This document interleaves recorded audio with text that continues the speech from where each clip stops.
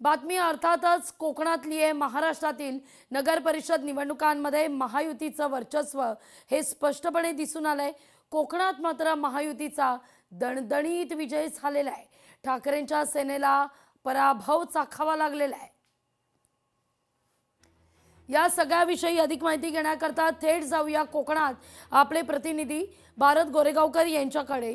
भारत, खरं तर आज सगळा हा निकाल बघितल्यानंतर कोकणाविषयी काय काय बोलावं असं खरं तर झालेलं आहे। सुरुवातीला येऊया आपण तळ कोकणातून सुरुवात करूया। कणकवलीमध्ये जे काही घडलं, निलेश राणे यांनी जो काही आरोप केलेला होता, त्यानंतर आज जो काही निकाल लागला, त्यानंतर नितेश राणे यांचं नेमकं काय झालं हे अवघ्या महाराष्ट्राला माहिती आहे। भाजपला तिथं यश मिळवता आलेलं नाही। तळ कोकणात कणकवलीमध्ये इतके पक्षप्रवेश करून देखील रवींद्र चव्हाण तिथे तळ ठोकून होते, तरी ते साध्य करता आलं नाही। थोडा पुढे आल्यानंतर मात्र या ठिकाणी रायगडमध्ये जर आपण पाहिलं तर रायगडमध्ये एक वेगळाच गेम आज बघायला मिळाला। रायगडमध्ये अजय चौगुले जे होते, ठाकरेंच्या शिवसेनेचे जे उमेदवार निवडून आले, त्यांनी असं भाष्य केलं की आम्हाला शिंदेंच्या शिवसेनेनं सुद्धा मदत केलेली आहे। स्वतः भरत गोगावले यांनी त्या सगळ्या वक्तव्याला दुजोरा दिलेला आहे। त्यामुळे कोकणात नेमकं चाललंय काय, काय घडतंय नेमकं?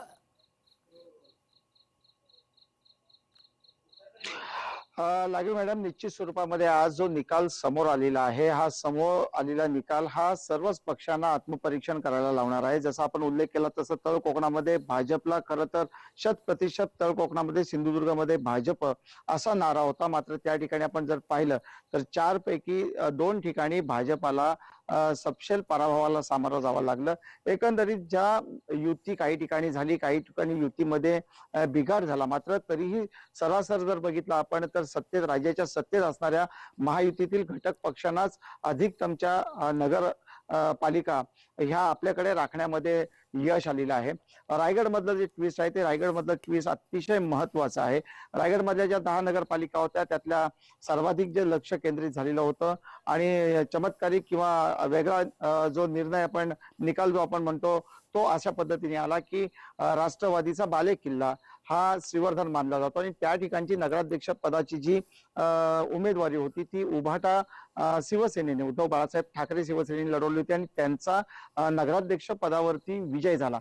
हा विजय झाल्यानंतर त्या ठिकाणी या विजयी उमेदवाराचं कौतुक, अभिनंदन करण्यासाठी थेट शिंदे सेनेचे नेते आणि राज्याचे मंत्री भरत गोगावले हे त्या ठिकाणी श्रीवर्धन मध्ये पोहोचले आणि त्याही पलीकडे जाऊन विजयी उमेदवारांनी स्पष्ट सांगितलं की माझ्या विजयामध्ये सिंहाचा वाटा हा शिवसेनेचा, शिंदेच्या शिवसेनेचा आहे। भरत गोगावले यांनी मला सर्वतोपरी मदत केली होती आणि ह्या त्यांच्या वक्तव्याला देखील मंत्री भरत गोगावले यांनी देखील माध्यमांसमोर दुजोरा दिला की हो, आम्ही हा चमत्कार घडवायचा होता। त्यामुळे नेमकं चाललंय काय असा प्रश्न सर्वसामान्य मतदारांना आणि त्याचबरोबर राजकीय वर्तुळात देखील पडलेला आहे।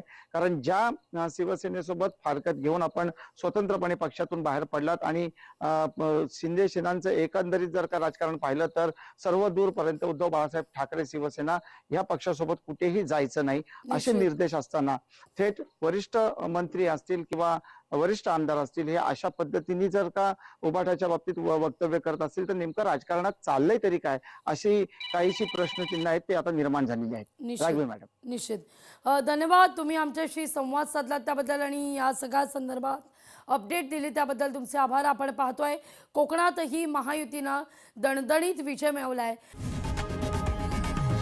लोकशाही मराठी ऐका, पहा, जागरूक रहा।